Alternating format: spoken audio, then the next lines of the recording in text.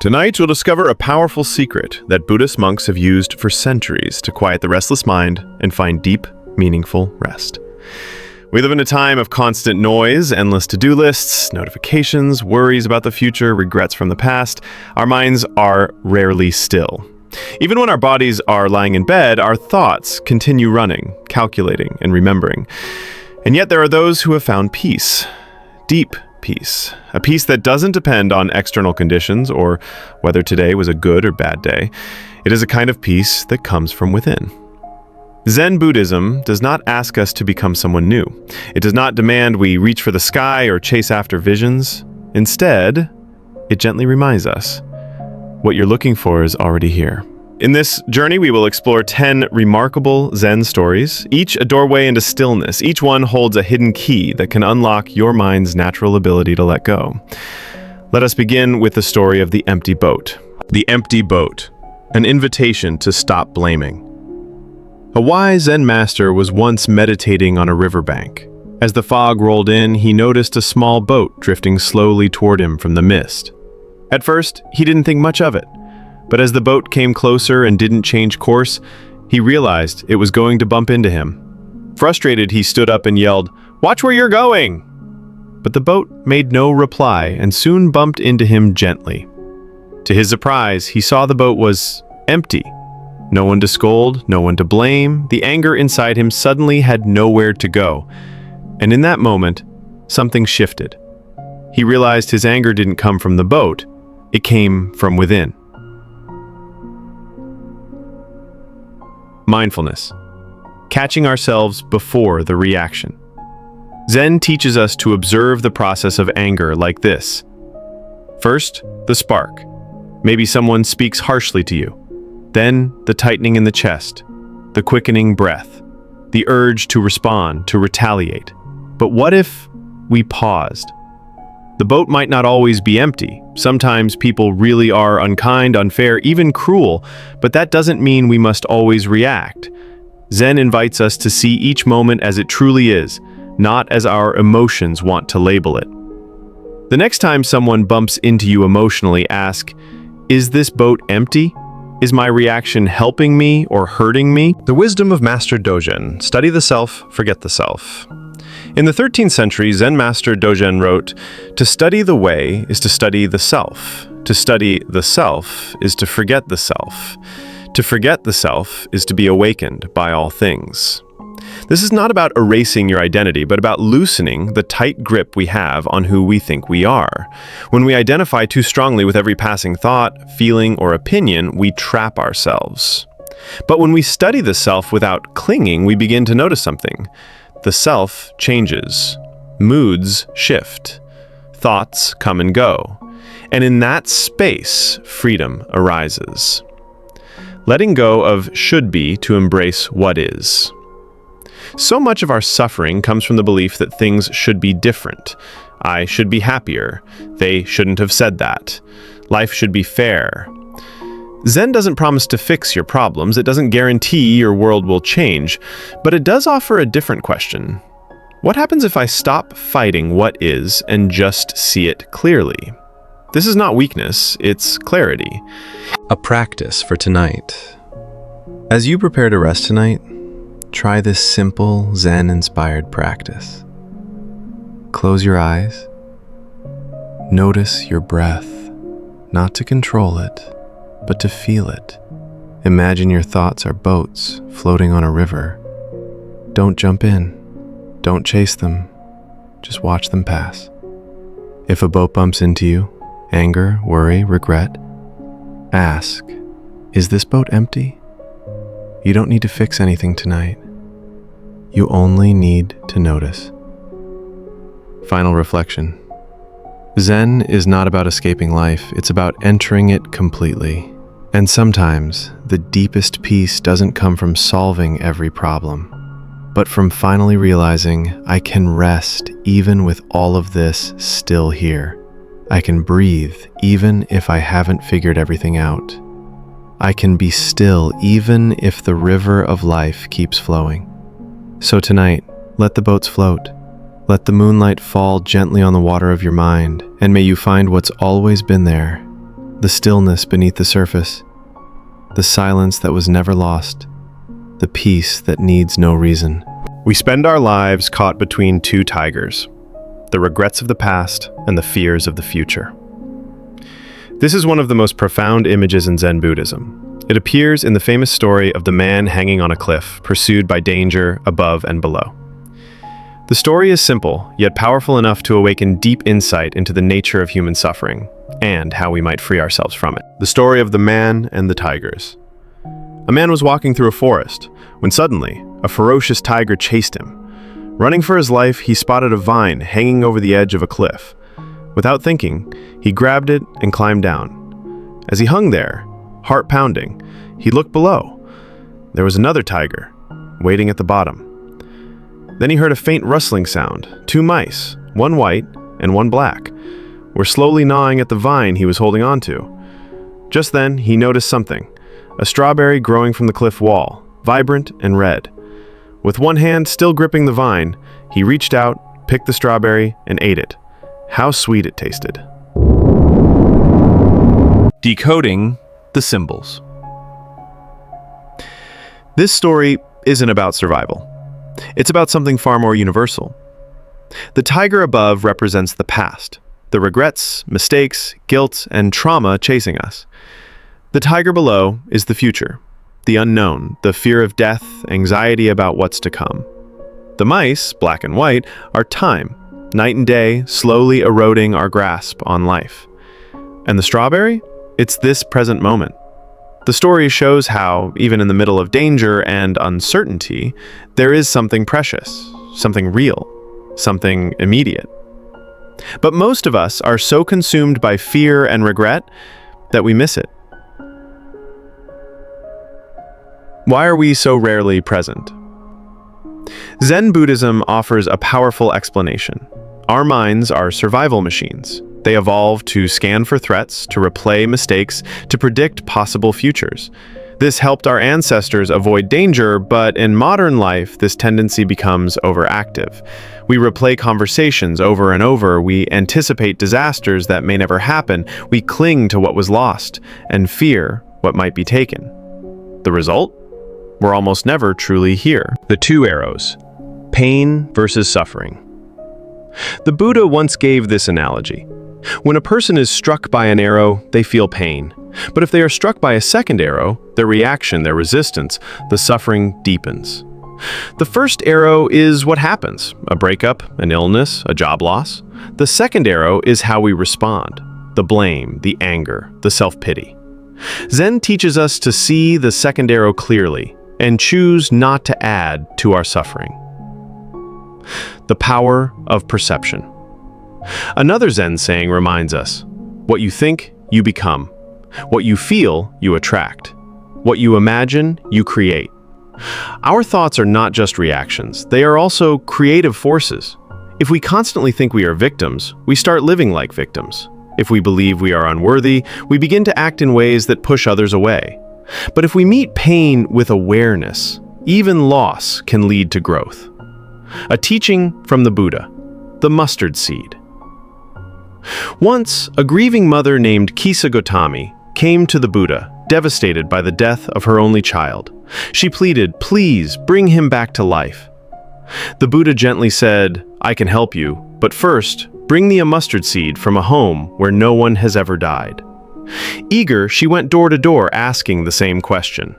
But every home she visited had known death. Someone had lost a husband, a wife, a parent, a child. By the end of her search, Kisa understood, death is not personal. It is universal. The gift of letting go.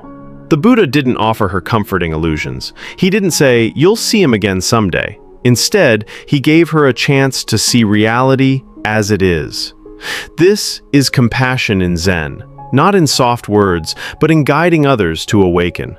Not comforting lies, but liberating truth. When we stop resisting impermanence, we begin to find peace. The farmer and the broken leg. There was once a farmer whose son broke his leg. The neighbors came and said, "What bad luck." The farmer simply replied, "Maybe." Soon, war broke out. All able-bodied young men were drafted, except his son. Now, the neighbors said, "What good luck?" Again, the farmer answered, "Maybe." Seeing beyond judgment. Zen reminds us that the concepts of good and bad are mental labels. Reality itself is neutral. It is a stream of causes and conditions. When we attach stories to everything that happens, "This is terrible, this is the best thing ever," we ride an emotional roller coaster that never ends. The farmer teaches us to hold things lightly, to be present, not reactive. Pause. What if you stop labeling every event? Try this.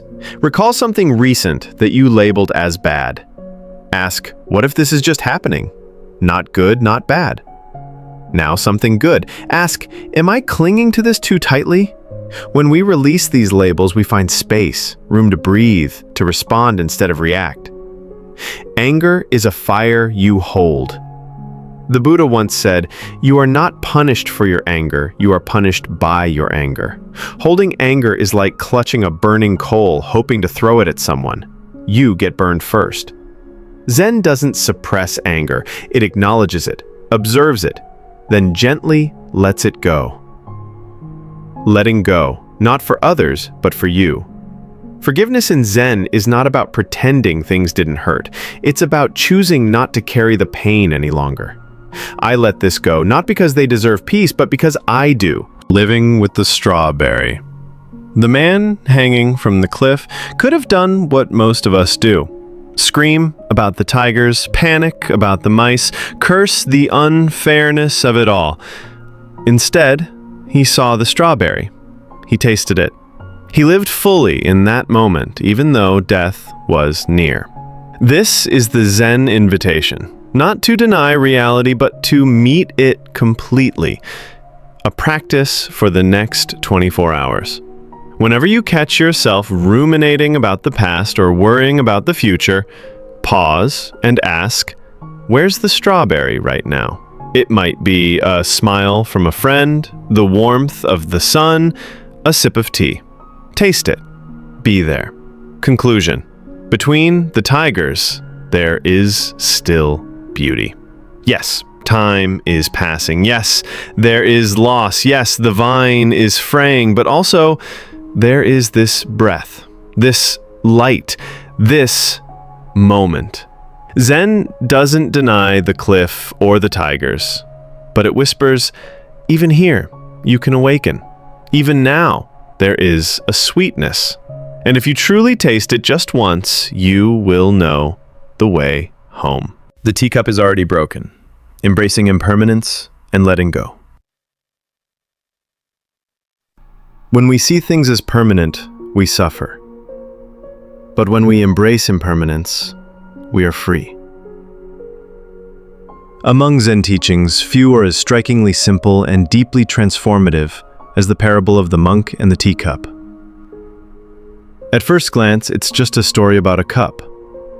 But behind that cup is a profound truth that can change the way we relate to everything and everyone. The story of the monk and the teacup. In a quiet Zen monastery, nestled high in the mountains, there lived a revered monk. Known for his serenity and insight, he taught his students not just with words, but through the way he lived. One day, a young disciple approached him with a question. "Master, how can you be so calm all the time? How do you never seem to be disturbed by anything?" The monk smiled and held up a delicate porcelain teacup. "I see this cup," he said, "as already broken." The student was confused. "But master, it's perfectly intact." "Yes," the monk replied, "but I know that one day it will fall or be chipped or simply wear out. Nothing lasts. So I enjoy it fully now. When it breaks, I am not surprised. I loved it while it lasted." The power of pre-acceptance. This approach is not pessimism. It is clear-eyed acceptance. When we deeply accept that all things are impermanent, people, objects, health, even our own thoughts, something remarkable happens.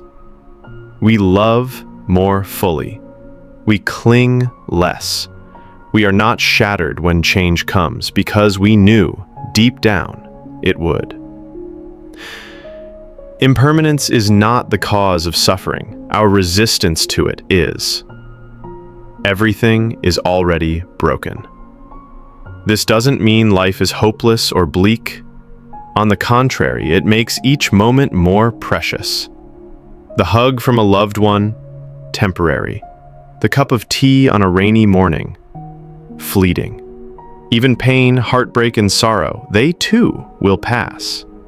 When we embrace this, we stop grasping. We start appreciating. Attachment, the root of suffering. In Buddhist philosophy, tanha, or craving, is the root of dukkha, suffering. And one of the most subtle cravings is the desire for permanence. We want relationships to last forever. We want our youth to stay. We want certainty in a world that offers none. But the truth is, everything is in motion. Zen asks us, can you hold something gently, knowing it will end? Can you love without clinging, act without expecting, give without needing return? Real life reflections. A relationship. When we believe someone will always be there, we may take them for granted. But if we remember they are mortal, fragile, impermanent, we cherish their presence more deeply. Success and failure. No high lasts forever. No failure defines you. Like clouds, both pass. If you define yourself by either, you'll suffer when the weather changes. Your own body. Today it works.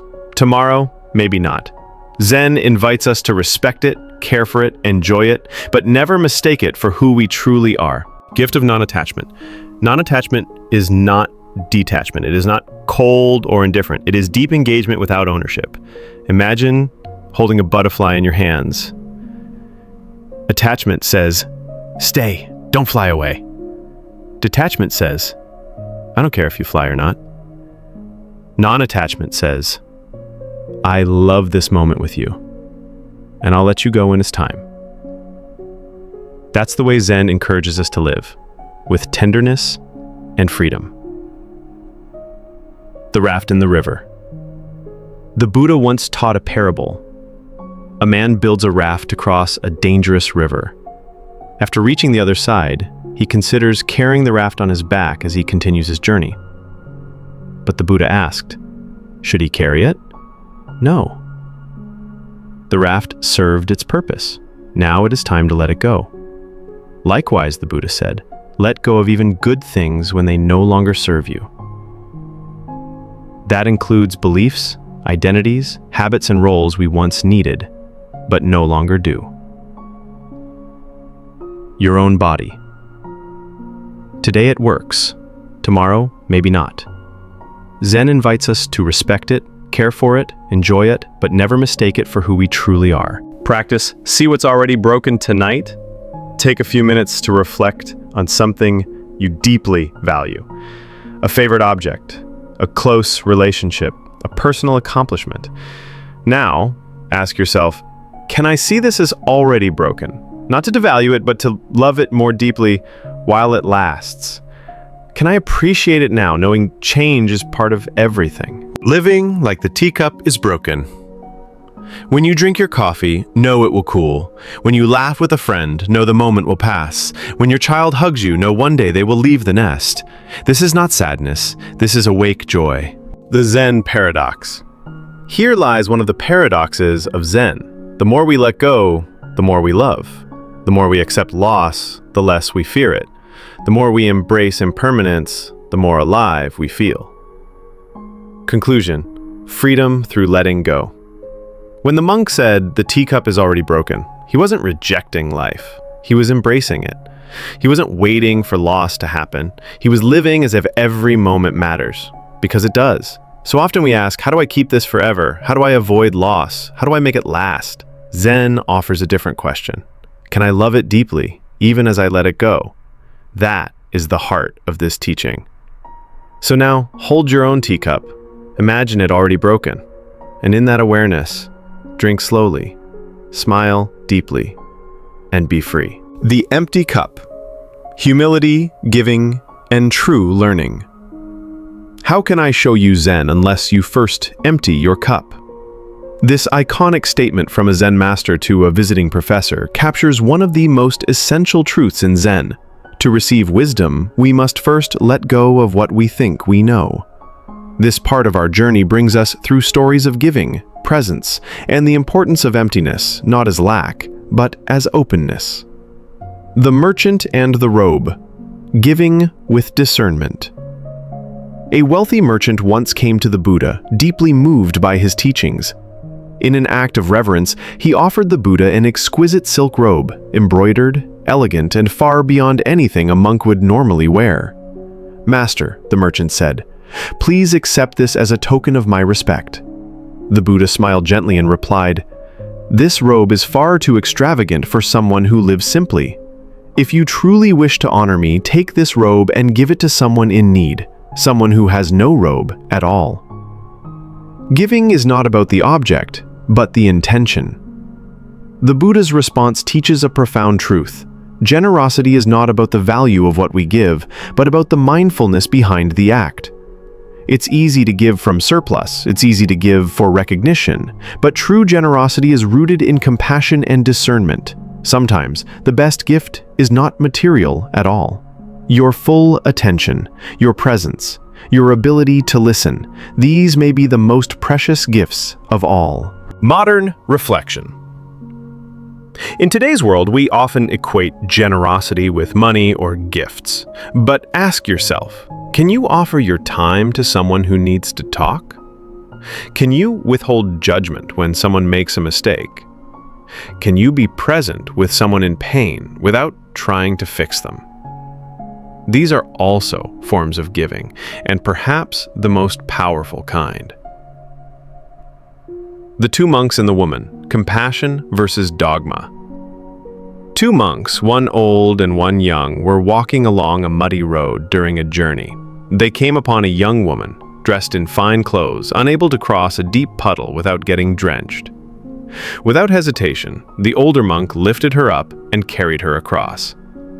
Hours later, the younger monk could no longer contain his frustration. "How could you do that? We took vows to avoid contact with women." The elder monk replied calmly, "I set her down hours ago. Why are you still carrying her?" Holding on is heavier than lifting. This story reveals two layers of Zen wisdom. True compassion sometimes requires us to act beyond rigid rules. Clinging to judgment, even when convinced we're right, causes suffering. The younger monk followed the rule, but not the spirit. The elder monk broke a rule, but embodied its deeper meaning, to act with kindness, not attachment. A question for you. What are you still carrying? An old resentment? A past mistake? A harsh judgment of yourself or someone else? Zen invites you to let it down, not because it didn't matter, but because you don't need to suffer under its weight any longer. Full cup. Knowing versus understanding. A university professor visited a Zen master to learn about Zen. He introduced himself with pride, listing his degrees and accomplishments. As he spoke, the master began pouring him tea. The cup filled, then overflowed, yet the master kept pouring. The professor cried, "Stop! The cup is full!" The Zen master calmly said, "Like this cup, you are full of your own opinions and ideas. How can I show you Zen unless you first empty your cup?" Knowledge can become a barrier. In the modern world, we are taught to accumulate more facts, more skills, more achievements. But Zen reminds us that wisdom doesn't always come from adding more, but sometimes from letting go. A full cup cannot receive. To truly learn, we must come with humility, with openness. We must be willing to unlearn. Practice. Empty the cup. Take a moment to reflect. What ideas or assumptions are you clinging to? What might happen if you let go of the need to always be right? Can you enter a conversation, a relationship, or a moment not with answers, but with curiosity? This doesn't mean becoming passive or foolish. It means creating space for insight to arise. When the cup is empty, anything is possible. The Zen path is about experience, not theory. Zen is not a philosophy to be memorized. It is a practice to be lived. Do not mistake the finger pointing to the moon for the moon itself. Words, ideas, even this teaching are just fingers. The direct experience is the moon. You must taste the tea, not merely describe it. Conclusion. Live with a cup that is ready to be filled. In this part of our journey, we've seen how true generosity arises from awareness, not obligation. Compassion may break rules, but never violates kindness. Letting go of judgment frees both you and the other. Knowledge, when held too tightly, becomes a wall instead of a bridge.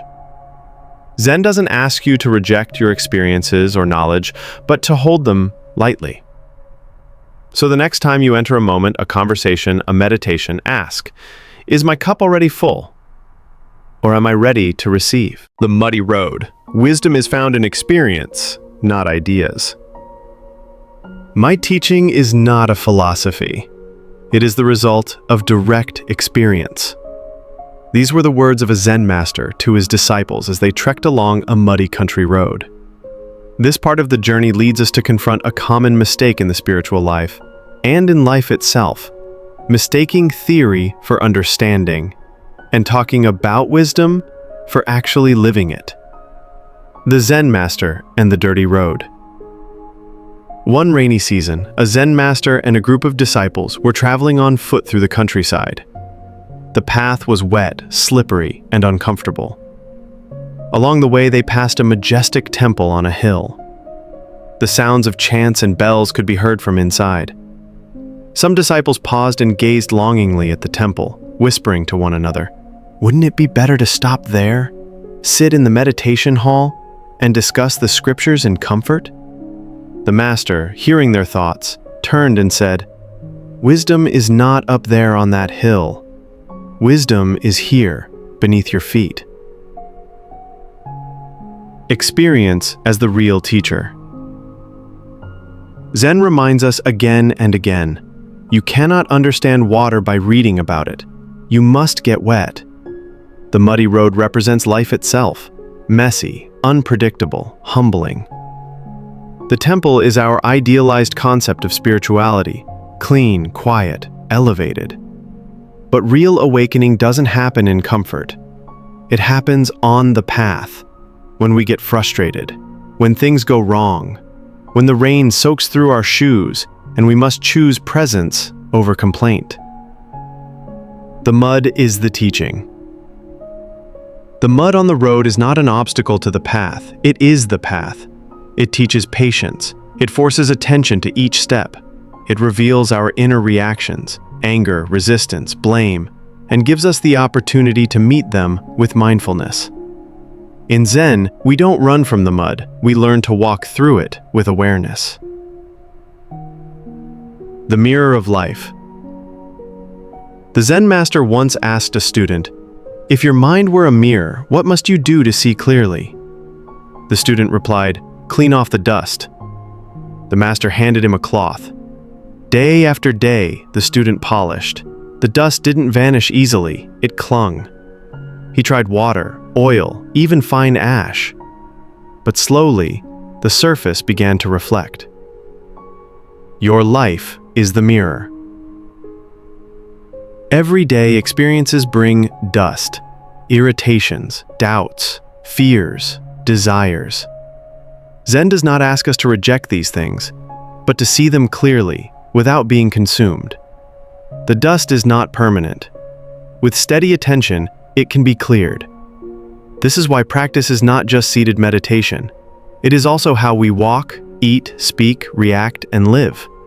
The sound of the coin. What are you listening for? In a crowded temple, a Zen monk took out a small coin and dropped it on the stone floor. Clink! Dozens of heads turned. The monk turned to his puzzled companion. People hear what they are listening for. The coin is no louder than the cricket, but everyone hears money. Selective awareness. This moment reveals how our attention is shaped by our conditioning. We hear what matters to us. We notice what we believe is valuable. We ignore the rest.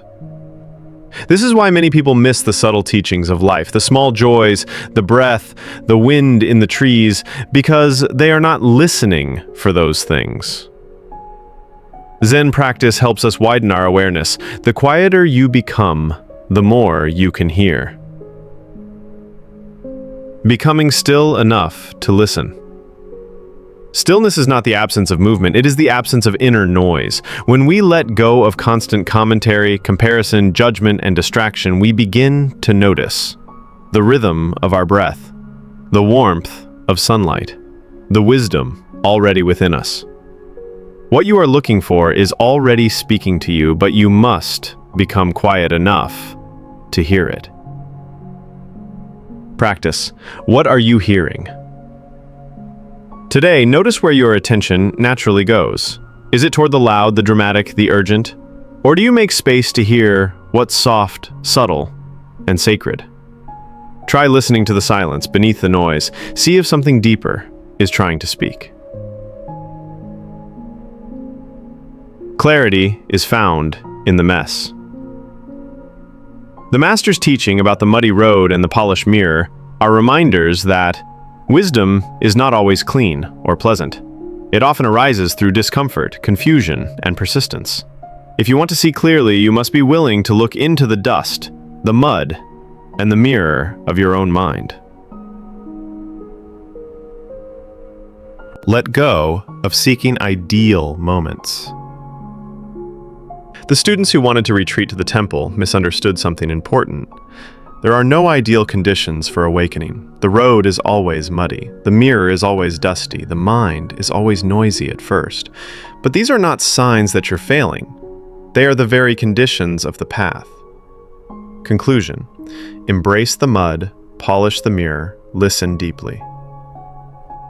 In part 5, we've walked through the teaching that real wisdom arises from direct experience, not second-hand knowledge. The messy parts of life are not detours, they are your spiritual training ground. You don't need to retreat to a monastery to find peace, you can find it in muddy shoes and dusty mirrors. What you choose to listen for will shape what you hear and what you become. So today, as you walk your own road, notice the mud, polish your mirror, listen for the cricket's song hidden beneath the sound of coins. And above all, remember, this very moment, messy and imperfect as it may be, contains everything you need to wake up. The divided mind. Reclaiming wholeness through presence. The mind, once divided, becomes the source of all suffering. Unity is not achieved through effort, but through release. As we journey further into Zen wisdom, we arrive at a deeply personal insight, the fragmentation of our own awareness. Zen teaches that our struggles are not merely caused by external chaos, but from the inner division we live with every day. The fragmented self, why we feel pulled apart. In a quiet Zen monastery, a young monk asked his teacher, "Why do I feel so torn inside? One moment I want to meditate, the next I crave distraction. One part of me wants peace, another seeks pleasure. Why can't I just be one whole person?" The master replied, "Because you live like a house divided, each room with its own voice, its own desires, and its own fears." Zen's diagnosis of the divided mind. Zen Buddhism identifies 3 primary forces that divide us. The observing ego, the part of the mind that constantly watches, evaluates, and compares. It says, "You're not doing it right. You should be better. Others are more advanced than you." Attachment to outcomes. We chase results, fearing failure and clinging to success. This obsession keeps us from simply doing what needs to be done. Mental proliferation. One thought leads to another and another until we've spun a whole narrative that may have no basis in reality. The heavy stone. A Zen parable. In a village plagued by a mysterious problem, a giant stone sat in the middle of the only road connecting them to the outside world. The villagers tried everything to remove it, digging, pulling, hammering, but nothing worked. Eventually, they turned to a nearby Zen master for help. He came, examined the stone, and said nothing. Then he walked to the side of the road and pointed to a narrow path through the trees. Why not walk around it? The problem isn't always the problem. This parable reminds us that our suffering often lies not in the situation, but in our rigid view of it. We assume there's only one solution. We become fixated on controlling the outcome. We exhaust ourselves trying the same approach again and again. But sometimes, the wisest action is to step back, question our assumptions, and find another way. The Japanese concept of ma, the space between. Ma refers to the empty space between things, between notes in music, between brushstrokes in art, between events in life. Zen teaches us that it is often in the space, not the objects themselves, where truth emerges. Likewise, in your life, between thoughts lies clarity, between breaths lies peace, between action and reaction lies choice. Practice. Reclaim the space within. Throughout your day, try the following. Notice when your mind divides itself, when you're both doing and judging, striving and resisting. Pause before reacting. Take one mindful breath. Allow space between your thoughts without rushing to conclusions. In the space between, you return to wholeness.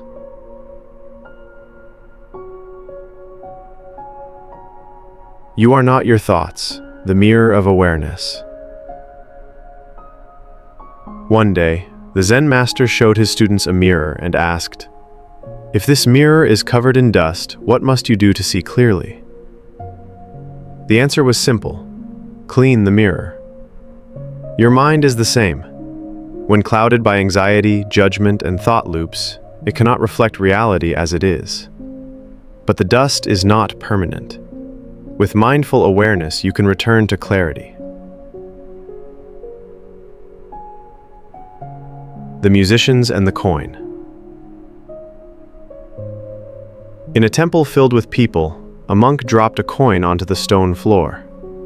Clink. Everyone turned to look. "You hear what you are trained to hear," he said. The coin was no louder than the cricket, but money speaks a language everyone is taught to follow. What are you tuned into? This story reveals a subtle truth. What we notice depends on what we value. If you're always listening for stress, you'll find it. If you're always seeking praise, you'll be haunted by silence. But if you tune into stillness, you'll start to hear what matters most.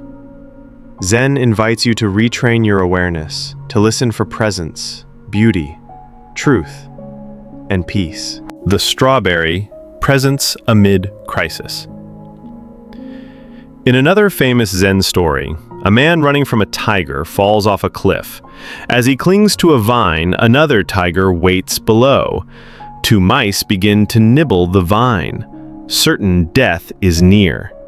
Then the man sees a wild strawberry growing nearby. He picks it and eats it. "How delicious," he says. Finding joy, even in uncertainty. We live suspended between the regrets of the past and the fears of the future. But this moment, right here, is the only real place where life exists. Even amid challenge, Zen asks, can you taste the strawberry? Can you find one breath of beauty? Can you open fully to this moment without needing to fix or flee? Letting go of control. Zen does not promise control over life. Instead, it offers a profound shift from controlling to witnessing, from judging to being, from fragmentation to wholeness. Integration, the return to self. As we cultivate presence, something begins to heal. The observer and the doer reunite. The noise quiets. The war within calms. You stop living from multiple selves and begin to act from one clear awareness. You are no longer at war with yourself. You are home. Conclusion. The way back to wholeness. In this sixth step of our Zen journey, we have recognized the inner fragmentation that causes suffering, learned that clarity and peace lie in stepping back, not pushing forward, discovered that space within our minds, between our thoughts, is not emptiness, but life itself, reclaimed the truth that we are not our thoughts, but the awareness beneath them. So now, take a breath. Feel the space between that breath and the next. In that space, you are already whole. You are not broken. You are simply remembering. Emptying the cup, the path from knowing to understanding. True wisdom often begins where certainty ends. As we delve deeper into Zen teachings, we encounter one of its boldest insights. The mind that is full of knowledge may be the least prepared to receive truth. This part reveals the hidden obstacle that many seekers encounter, the belief that we already know. In Zen, such knowing becomes a barrier to direct experience. The professor and the Zen master. A well-respected professor once traveled a great distance to learn about Zen. He had studied philosophy, psychology, and religion for decades, and came prepared with notebooks, questions, and expectations. Upon meeting the Zen master, the professor began to speak, at length, about his own ideas and theories about Zen. The master listened quietly, and then invited the professor to have tea. As the master poured, the professor's cup filled and then began to overflow. "Stop!" the professor cried. "It's full!" The master paused and said gently, "Like this cup, you are full of your own opinions and assumptions. How can I show you Zen unless you first empty your cup?" Knowledge versus wisdom. This timeless story speaks directly to a trap many of us fall into, mistaking information for wisdom. We read books, we watch videos, we quote teachers and scriptures, but none of this guarantees understanding. Reading about a fire won't warm your hands. Talking about Zen won't awaken your mind. Intellectual pride, a hidden obstacle. Zen Buddhism warns that intellectual pride can become a spiritual dead end. The more we cling to our theories, the less we're able to see freshly. The more we argue about truth, the farther we drift from experiencing it. To receive wisdom, we must let go of needing to be right, clever, or in control. We must become like beginners again, curious, open, and humble. The sound of one hand. Dwelling in not knowing. A student once asked his master, "What is the sound of one hand clapping?" The master said nothing. Silence hung in the air like a riddle with no answer. Because that was the point. The question wasn't meant to be solved. It was meant to stop the mind, to reveal its compulsive need for answers. Dwelling in the mystery. In Western culture, we are trained to believe that knowledge is power, that we must always understand, always explain. But Zen invites us to rest in not knowing, to sit in mystery, to dwell in the unanswered, to let the question become a mirror. True wisdom arises not when we grasp harder, but when we allow space for insight to arise. The Zen Master and the Mountain Path. A student named Lee climbed a steep path to reach his teacher's hut on a mountaintop. Breathless, he knocked and bowed deeply. The master welcomed him in and asked, "What did you notice as you climbed?" Lee thought for a moment. It was steep and difficult. I had to rest often. There were many rocks and roots. But there were also beautiful pine trees, wildflowers, and a stream with clear water. The master smiled. That is Zen. Not just the climb, but your attention to all of it. Wisdom lies in awareness, not arrival.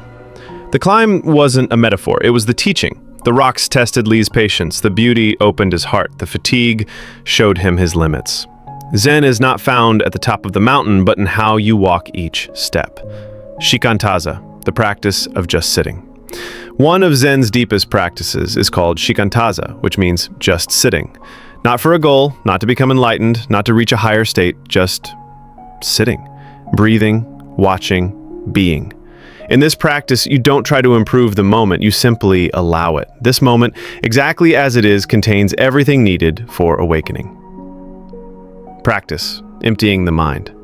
Today, try this. Sit for a few minutes with no goal. Let thoughts come and go like clouds. Don't chase or resist anything. When a thought says this is boring or you're doing it wrong, smile and return to the breath. In this stillness, something ancient stirs, the wisdom beneath words. Return to the beginner's mind. Zen values what it calls shoshin, or beginner's mind. In the beginner's mind, there are many possibilities. In the expert's mind, there are few. A beginner sees freshly. They don't assume. They're curious, humble, and open. A mind filled with knowledge is often too full to receive anything new. The journey from head to heart. Zen doesn't reject knowledge, it simply repositions it. From master to servant, from ego to tool, from certainty to wonder. Let your head serve your heart. Let your knowledge kneel before mystery. Conclusion. Stay empty to be full. In part 7 of our journey, we've seen that the desire to know can become an obstacle to true seeing. Letting go of certainty opens us to direct experience. Stillness and presence reveal more than books and arguments ever can. So today, set aside your theories, pour out your full cup, and listen, not with the mind that wants answers, but with the heart that is ready to receive. Only the empty cup can be filled. Only the quiet mind can hear. Heaven and hell, created in the mind, freed by awareness.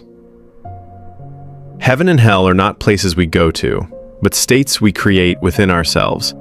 Zen teachings do not concern themselves with distant realms or promised afterlives. Instead, they urge us to look directly at our present experience, because, often without realizing it, we are creating our own suffering, or our own freedom. In this part of the journey, we explore how our thoughts, emotions, and reactions shape the very world we live in, moment by moment. The Samurai and the Zen Master. One day, a proud samurai came to visit a Zen master.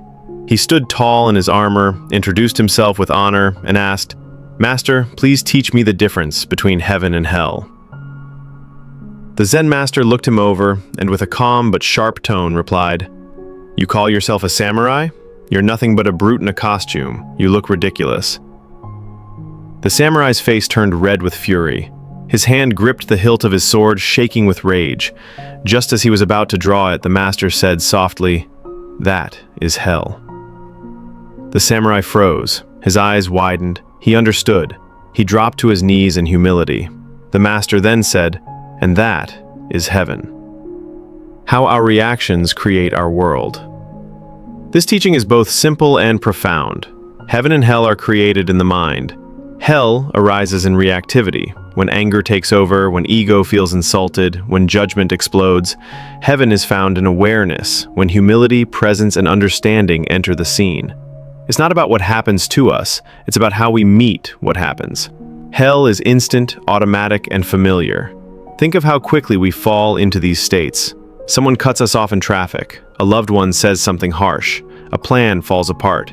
Without awareness, we spiral into rage, resentment, blame, victimhood. That's hell. A self-made prison of emotional reactivity. Heaven is a moment of choice. But the same moment, when seen clearly, offers another path. A pause before reacting, a breath before speaking, a softening of the heart. Heaven is not an escape from life's challenges, but a way of being present with them, without becoming consumed. The gates are always here. Zen doesn't teach that heaven and hell exist somewhere else. It teaches that they are accessible right now, and that every irritation is a gate to anger, or a gate to patience. Every disappointment is a gate to bitterness, or a gate to humility. Every moment offers a gate. What we choose is up to us. You are not punished for your anger. You are punished by your anger. The Buddha. The cost of holding on. Zen reminds us that carrying resentment, rage, or hatred doesn't punish the other person. It punishes us. Every grudge poisons our own peace. Every harsh judgment closes our heart. Every wish for revenge drains our life force. The parable of the monk and the teacup. In a quiet monastery in the mountains, a revered Zen monk lived with deep contentment. He taught his students mindfulness and simplicity. Every day, he used the same teacup. It was old and cracked, but precious to him. One morning, he held up the cup and said, "To me, this teacup is already broken." The students were confused. He smiled. "Because I've accepted its impermanence, I can fully appreciate it now. When it breaks one day, I won't suffer. I've already let go." Embracing impermanence. This lesson strikes at the core of Zen. Nothing lasts. Clinging to people, possessions, or even identities guarantees suffering. Peace is found not in keeping things, but in loving them while they last. By realizing everything is already broken, we paradoxically learn to love more deeply and live more freely. Not pessimism, but freedom. To say, "the cup is already broken," is not to despair. It's to release fear. Fear of loss, fear of change, fear of endings. What is embraced cannot surprise us. What is accepted cannot control us. This is the heart of non-attachment, not coldness, but a deeper form of love. Heaven in the ordinary. Zen does not chase bliss. It looks at what's right here. The warmth of a teacup in your hand, the breath you are taking now, the quiet space between thoughts. Each moment, when seen clearly, holds the possibility of awakening. The gates of heaven are not distant. They are the next breath, the next word, the next thought, held in awareness. Practice. Your gates of heaven and hell. Today, try this practice. Notice the first moment of reactivity. Tightness, irritation, resistance. Pause. Don't act, just breathe. Ask yourself, which gate am I stepping through right now? Choose awareness over reflex. You don't need to be perfect. You only need to be present. Conclusion: where you stand is the path. In part 8, we've explored how heaven and hell are self-created through our reactions. That awareness, not control, is what transforms suffering into freedom. The power of letting go and how acceptance opens the heart. That every moment is a gate and we hold the key. So the next time you feel rage, jealousy, fear, or grief rising, pause. Let that emotion become your teacher, not your jailer. Step through the gate, and remember, you don't go to heaven, you return to your true nature and find it was there all along. The miracle of the ordinary, seeing what we've forgotten. It is not the world that lacks miracles, it is our eyes that no longer see. As we continue our Zen journey, we arrive at a quiet truth that is both humbling and liberating. Most of us live surrounded by beauty, wonder, and wisdom, but we are so distracted, so conditioned to seek elsewhere, that we no longer see what's right in front of us. Zen doesn't offer miracles. It reveals them in your breath, in your body, in the present moment. The Thief and the Moon. One night, a Zen monk returned to his hut to find a thief had broken in. But there was nothing to steal. He owned almost nothing. The monk said, "You've come a long way to visit me, and you shouldn't leave empty-handed. Please, take my robe as a gift." The stunned thief took the robe and fled.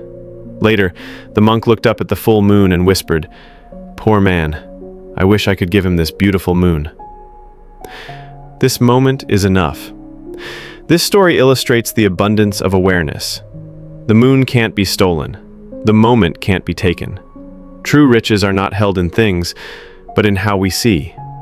The monk had lost his robe, but remained rich in clarity, freedom, and presence. We miss what's free. Why do we fail to notice the beauty that surrounds us? Zen points to 3 key patterns. We're always searching for something better. We think the present isn't enough, so we overlook it. We fixate on what's missing. Our attention gravitates toward lack instead of gratitude. We expect life to be dramatic, so we miss the quiet miracles, the breath, the bird, the moon. Reclaiming the power to see. You don't need more.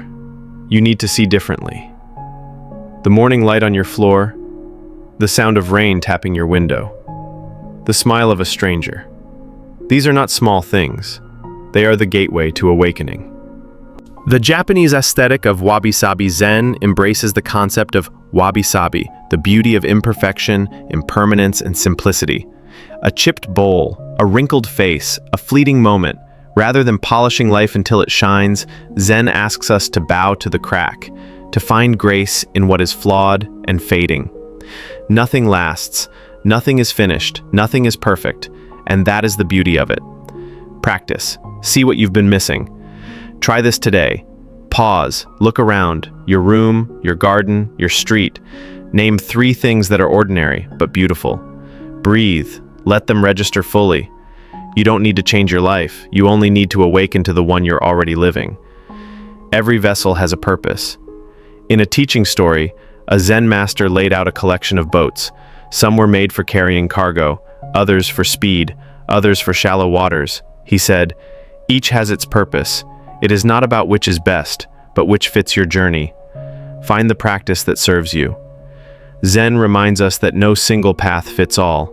Some thrive in silent meditation, others awaken through movement, art, service, or nature.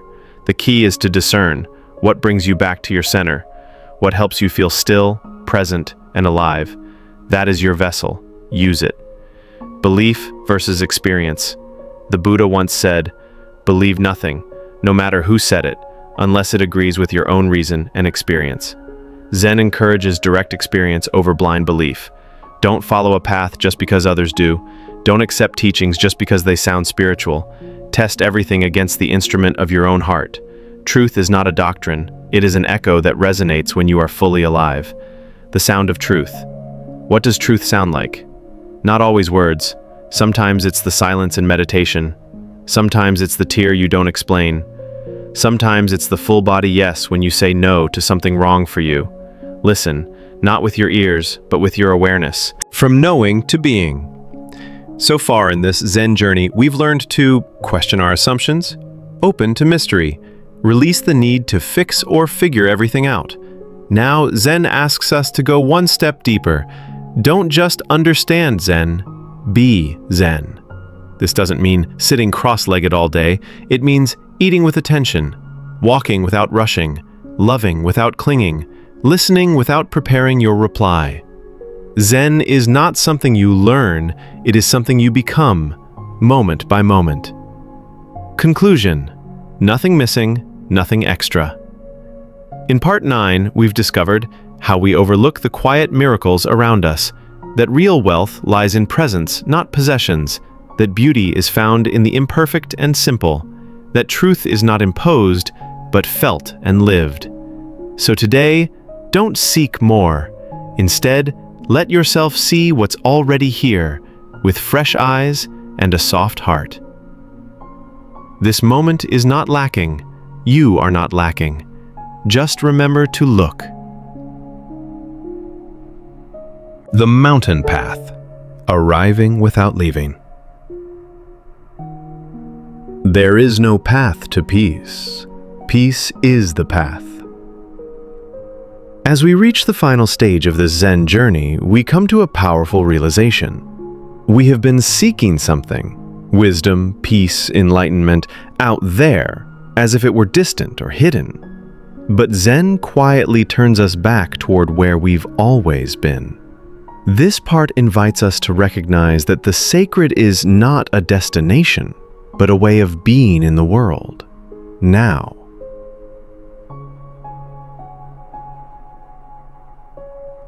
The Mountain Climb. In one of the final teaching stories, a student named Lee climbs a steep rocky path to visit a Zen master's hut nestled high in the mountains. He slips, he rests, he grows weary. But along the way, he also sees pine trees, wildflowers, a flowing stream, and even hears the distant sound of birdsong. When he arrives, the master does not offer teachings. Instead, he asks, "What did you notice as you climbed?" Lee answers with awe, not about reaching the hut, but about the beauty along the way. The master smiles. That is the teaching. The path was the destination.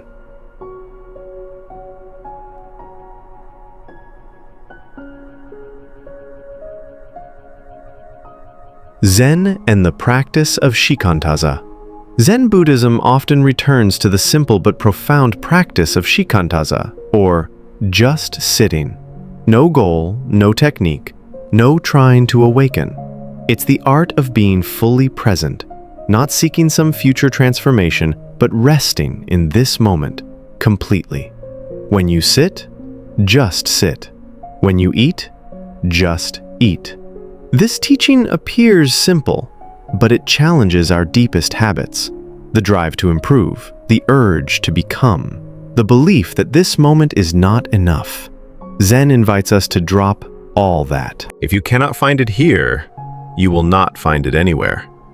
Zen Master Dogen said, "If you cannot find the truth right where you are, where else do you expect to find it?"